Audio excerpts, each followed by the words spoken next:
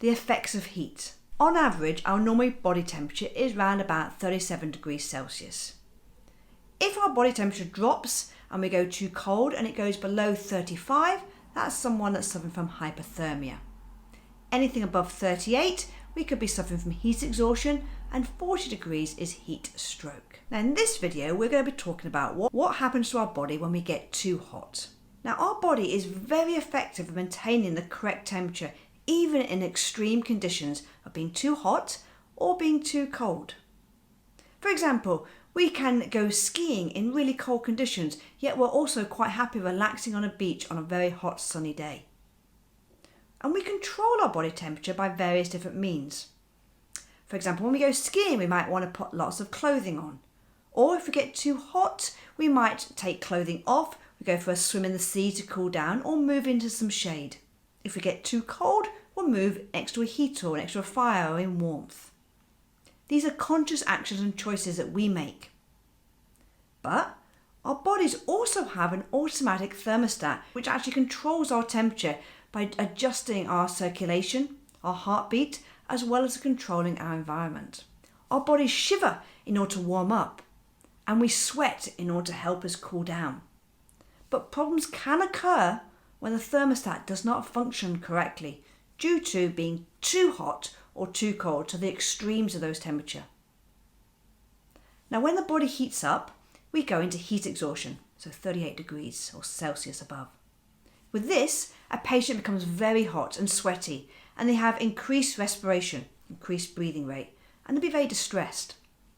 Heat exhaustion can be controlled by moving the patient into a cooler environment, in the shade for example, and give them sips of water to keep them hydrated and try and keep them calm. Heat stroke, however, is a much more serious condition. And heat stroke, this is where the body's thermostat fails due to the extreme temperature. The most obvious sign of heat stroke is they're no longer sweating. The skin actually becomes dry.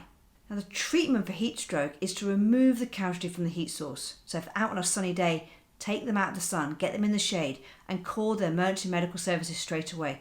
Heat stroke is a medical emergency, as it can lead to severe organ damage and also death if that core temperature is not reduced properly. Now while you wait for the emergency medical service to arrive, it's really important to cool the patient down quite promptly. And the best methods to use are in the following order. Whole body immersion from the neck down in cold water. And the cold water should normally be between 1 and 26 degrees Celsius. If that's not available, then go for a cold shower or use a garden hose. If that's still not possible, then maybe find some large bags of ice, make sure you cover them with a towel and place them on the neck, armpits and groin in order to cool the body temperature down.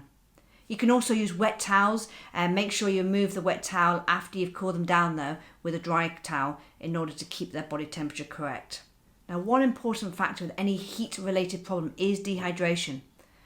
So whenever you are in an extreme temperature, always make sure you drink plenty of water to avoid being dehydrated in the first place. Now complications of being too hot can cause somebody to have a convulsion, and this is quite common in children, where they just can't control their body temperature effectively. They will have a febrile or febrile convulsion. This happens because a child's brain is not fully developed.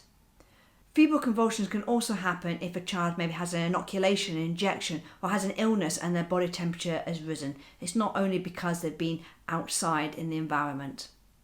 Now, approximately 3 in every 100 children have at least one convulsion in their lifetime. Febrile convulsions can be very frightening for parents and also childcare workers, especially since they look like an epileptic seizure.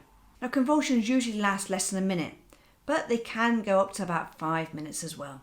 And the treatment for a febrile convulsion is the same as a treatment for a seizure. We must make sure that we keep them safe, we never hold them down, but we do need to try and bring their temperature down. And if ever you're in doubt, you must speak to the emergency medical services and ask their advice of what to do. Don't forget to hit that subscribe button so you don't miss out on any of our important videos.